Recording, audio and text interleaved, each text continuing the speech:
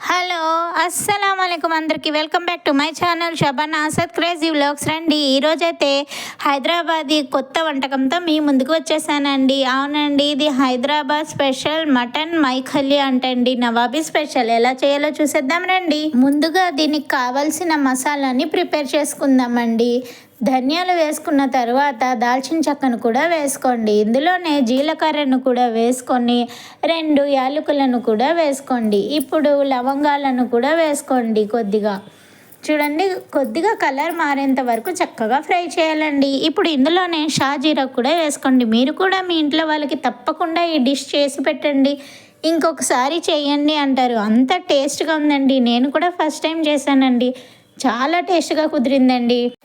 ఇప్పుడు అవి ఫ్రై అయిన తర్వాత వేరే దాంట్లో తీసేసుకొని చూడండి, ఇందులోనే పల్లీలను కూడా చక్కగా వేపుకోండి. టీ తాగే గ్లాస్ ఉంటుంది కదండి, అన్ని పల్లీలను తీసుకోండి.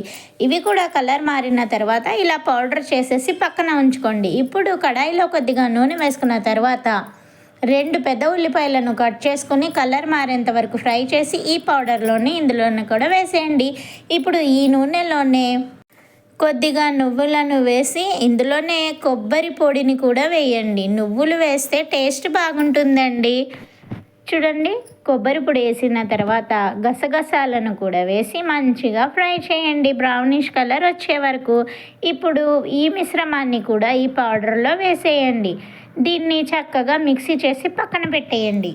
ఇప్పుడు కుక్కర్ తీసుకుని ఇందులో మీకు కావలసినంత నూనె వేసుకున్న తర్వాత జీలకర్రను కరివేపాకును కూడా వేసి చక్కగా ఫ్రై చేయండి. కరివేపాకు వేయడం వల్ల ఈ ముక్కలకి టేస్ట్ బాగుంటుందండి. చూడండి, మటన్ ముక్కలని శుభ్రంగా కడుక్కుని ఉంచుకోవాలండి. ఇప్పుడు ఈ నూనెలోనే ఈ మటన్ని కూడా వేసేయండి. మటన్ అన్నా చికెన్ అన్నా నూనెను కొద్దిగా తక్కువగానే వేయాలండి, ఎందుకంటే ఆల్రెడీ ఇందులో ఆయిల్ కంటెంట్ ఉంటుంది కాబట్టి మనం తక్కువగానే వేసుకోవాలి.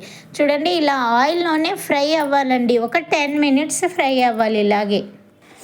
ఇప్పుడు ఇందులోకి మనం ఈ పేస్ట్ని రెడీ చేసుకున్నాం కదండి, ఆ పేస్ట్ మొత్తాన్ని వేసేయాలండి. వేసి చక్కగా కలపాలి. ఇప్పుడు మీరు ఎంత కారం తింటే అంత వేసుకోండి.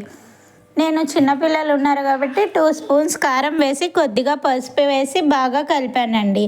అప్పుడే వాటర్ వేయకూడదండి, ఈ నూనె పైకి వస్తూ ఉంటుంది. అప్పటి వరకు మనం ఇలా చక్కగా కలుపుకుంటూ ఉండాలి, ఎందుకంటే అడుగు అంటుకోకుండా ఉంటుంది.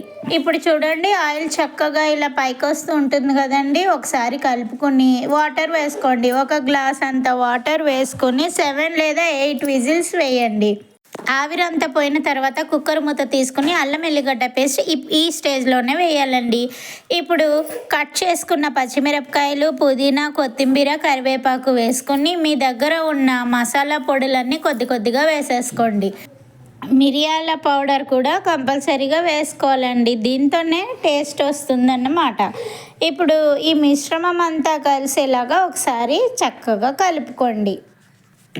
నిజంగా ఒకసారి ట్రై చేయాల్సిన డిష్ అండి ఇది. పిల్లలు, పెద్దలు, మనం చాలా ఇష్టంగా తింటామండి, చాలా టేస్ట్గా ఉంటుంది. ఇప్పుడు చింతపండుని వేడి నీళ్ళల్లో నానబెట్టి ఉంచుకోండి. నిమ్మకాయ సైజ్ అంత చింతపండు తీసుకొని వేడి నీళ్ళల్లో నానబెట్టండి. ఇప్పుడు నేను ఇంకో 2 విజిల్స్ ఎక్స్ట్రా పెట్టుకున్నానండి. ఇప్పుడు ఇందులోనే చింతపండు రసం కూడా వేసుకోండి. వేసిన తర్వాత ఒక 15 నుంచి 20 నిమిషాలు సిమ్లోనే ఉడకబెట్టండి. అంతేనండి, curry ready. Hyderabadi special curry అండి, మటన్ మైఖలియా నవాబీ స్టైల్. నచ్చితే సబ్స్క్రైబ్ చేయండి. చూడండి, ఇలా అన్నంలో అబ్బబ్బా నోట్లో నీళ్ళు ఊరిపోతున్నాయండి. నేను చెప్పే కన్నా మీరు ఒకసారి మీ ఇంట్లో ట్రై చేసి ఎలా వచ్చిందో కామెంట్ చేయండి. అలాగే వీడియో చూసినందుకు థ్యాంక్ యూ సో మచ్ అందరికీ.